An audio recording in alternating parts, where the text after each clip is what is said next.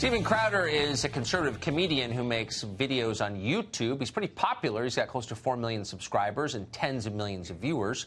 His stuff isn't for everyone, but so. If you don't like his videos, watch Colbert. It's a free country, or it used to be. The press is working to change that. A few days ago, a writer at Vox.com demanded that YouTube ban Steven Crowder. Why? For the crime of insulting him. Amazingly, many in the Washington press corps agreed. You shouldn't be allowed to mock talentless Vox writers, they said. Apparently, it's a new addition to the First Amendment. Turns out the Vox writer in question is hardly a sympathetic figure. Hardly. He's got a long history of leveling racist attacks online. He's called for physically assaulting people he disagrees with politically, even as he whines about being oppressed himself.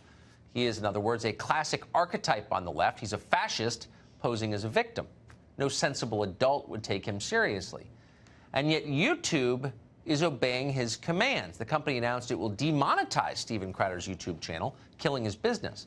They did this even though in a statement they admitted that Crowder had broken no rules. Vox, amazingly, meanwhile, released a series of statements demanding that YouTube censor Crowder entirely, not just demonetize him, but bounce him off. So much for freedom of the press. The real question, though, for the rest of us is, why is this allowed to continue? Let's stop pretending. Platforms like Twitter and Facebook and YouTube, these are the modern public square, obviously. Congress has acknowledged them as such. Section 230 of the Communications Decency Act gives tech companies special immunity from being sued for defamation or fraud, immunity that we don't have on this channel, for example. And the purpose of this is to allow, quote, true diversity of political discourse. It's a high-minded cause. The effect is immunity. And that immunity is worth tens of billions of dollars. It's one of the reasons the owners of Twitter and Facebook and Google are so rich. You guaranteed that to them through your representatives in the Congress. And yet, in return, these tech companies violate the terms of the deal every minute of every day. They're not open forums. They're ongoing exercises in control and censorship. The question is, how long will the rest of us stand for this? Glenn Greenwald co-founded The Intercept, and he joins us tonight. Glenn, thanks so much for coming on. So you don't have to be a fan of Steven Crowder or anyone to see this as a threat to one person's speech is a threat to all of our speech, is it not?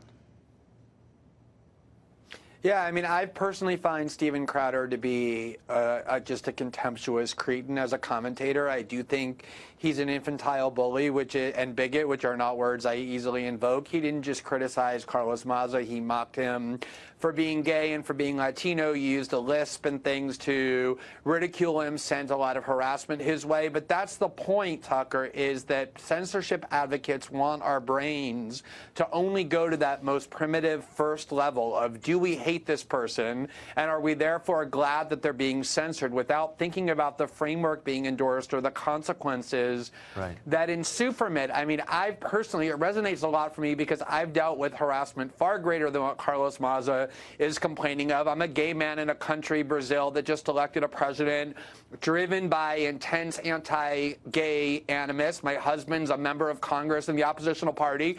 We've been mocked and derided with our sexual orientation, not by random YouTubers, but by the president of the country himself on Twitter, and his family members who are elected members of Congress. And it would never occur to me to run to social media companies to beg for censorship, because in part it's just something that comes with the territory of being a public figure, but more so because I don't want to live in a world where our discourse is policed and determined by benevolent overlords who run Silicon Valley companies, who are always going to cater to the most powerful faction. That's what happened here. YouTube caved in, not in defense of the marginalized person, but in defense of the powerful one, the one who, despite being gay and Latino, works for a major media conglomerate. And that's what they're always going to do, is defend the mob and defend the powerful at the expense of those who are marginalized.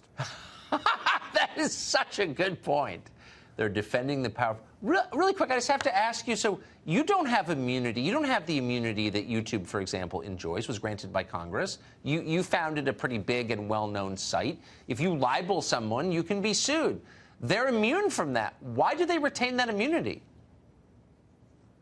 That's a really good question. And the reason is because originally these companies like YouTube, Google, Twitter, Facebook were supposed to be like AT&T, which are just neutral public platforms, right? So if Steven Crowder wants to call someone using AT&T and organize an anti-Vox rally, nobody expects AT&T to stop him because the idea is it's just a platform for people to use. That's what Silicon Valley companies originally were supposed to be, and they got immunity for it.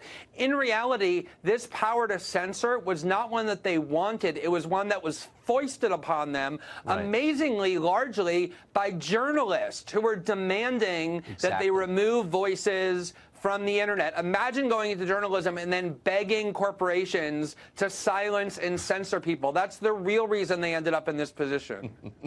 That is so nicely put. I got to ask you quickly. Federal prosecutors recently revealed an 18-count indictment against WikiLeaks. The founder, Julian Assange, is being charged under the Espionage Act for his role in helping to release leaked government documents. You've been very close to this story from day one.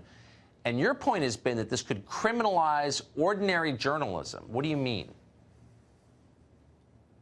Well, a lot of your viewers probably remember that under the Obama administration, a lot of journalists were targeted and called criminals for working with sources, including James Rosen, who was called a conspirator for working with a source who leaked to him classified material. But at least they never went out and actually criminalized the people who published that material. The Trump Justice Department has taken that step now by saying that WikiLeaks is criminal, not because they stole the information, they didn't, but because they published it. And I think we've all seen on the left and right over the past several decades that the CIA, the NSA, the FBI are agencies that will abuse their power unless they have great transparency shined on them. WikiLeaks has done that, sometimes angering the left, sometimes angering the right, and that's why they want to criminalize Julian Assange, both to punish him for bringing transparency to the deep state, but also to create a theory hoping that everybody hates Assange, just like Steven Crowder, and therefore doesn't think about the consequences, that says that if you're somebody who publishes secret information, you can be turned into a criminal. And that's why it's so dangerous to press freedom. That's the key point. They pick someone, they whip the mob into a frenzy. Here's the person you should hate, and they distract us from the consequences of what they're doing, the consequences to us. And I thank you, Glenn Greenwald, for reminding us of those consequences. Appreciate it. Thanks, Tucker.